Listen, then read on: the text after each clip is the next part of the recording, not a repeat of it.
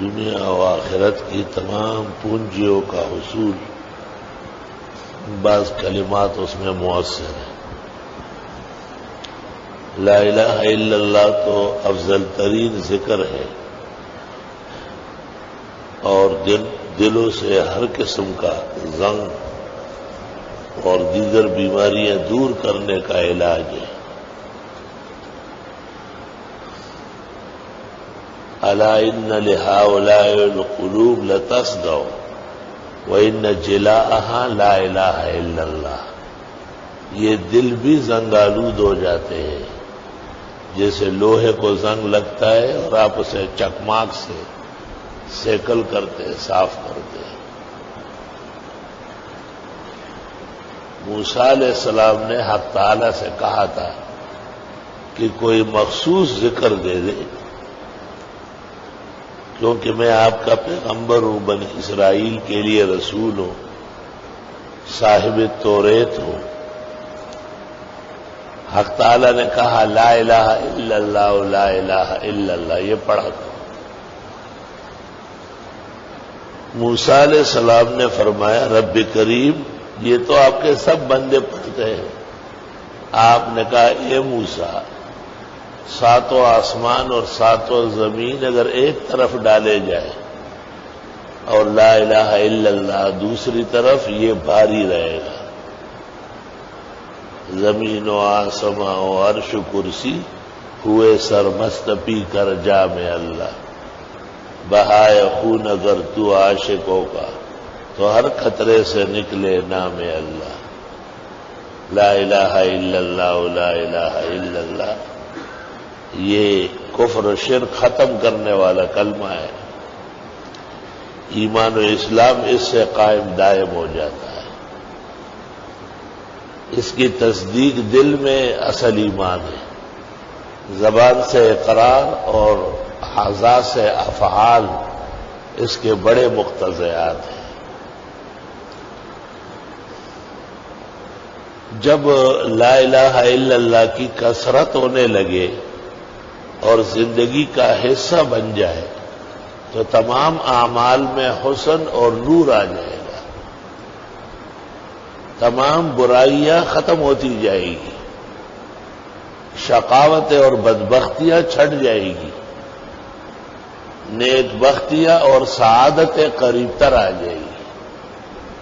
لا الہ الا اللہ لا الہ الا اللہ، اللہ اللہ ایچ شیری نست نام او شیر و شکر می شود جانم تمام۔ اللہ اللہ ہے تو یہ جہان ہے، یہ نہیں تو جان بھی بے جان ہے۔ نہ اس کے لیے وضو شرط ہے، نہ قبلہ رخ ہونا ضروری ہے، نہ کہیں بیٹھنا اور مسجد آنا، آتے جاتے اٹھتے بیٹھتے لا الہ الا اللہ لا الہ الا اللہ۔ 10-15 مرتبہ کے بعد محمد الرسول اللہ بھی پڑھ لیے جائے۔ وہ ذکر کا حصہ نہیں ہے لیکن کلمے کا حصہ ہے۔ توحید اور رسالت دونوں ضروری ہے۔ ذکر میں صرف لا الہ الا اللہ لا الہ الا اللہ۔ من کان آخر کلامہ لا الہ الا اللہ دخل الجنہ،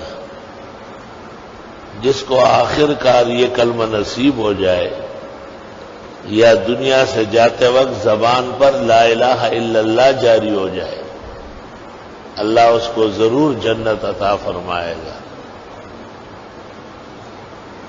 بعض لوگ دیگر نیکی اور حسنات میں کمزور ہوتے ہیں لیکن بوقت مرگ بڑی آسانی سے پڑھتے ہیں لا الہ الا اللہ لا الہ الا اللہ۔ علماء کہتے ہیں یہی سعادت کی علامت ہے، نیک بختی کے شؤون و آثار ہیں۔ کہتے ہیں مسواک کی پابندی کرنے سے اور سنتوں کو بروقت بجا لانے سے بوقت مرگ دنیا سے سفر کرتے وقت کلمہ نصیب ہو جاتا ہے،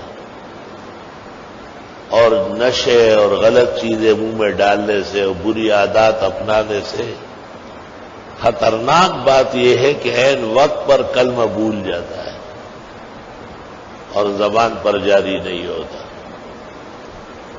فقہا کہتے ہیں کہ کسی مرنے والے کو کہو نہیں کہ تو پڑھ، پتہ نہیں وہ کس حالت میں ہے، تکلیف میں ہے، آپ پڑھنے لگے وہ سمجھ لیتا ہے، شروع ہو جاتا ہے لا الہ الا اللہ لا الہ الا اللہ۔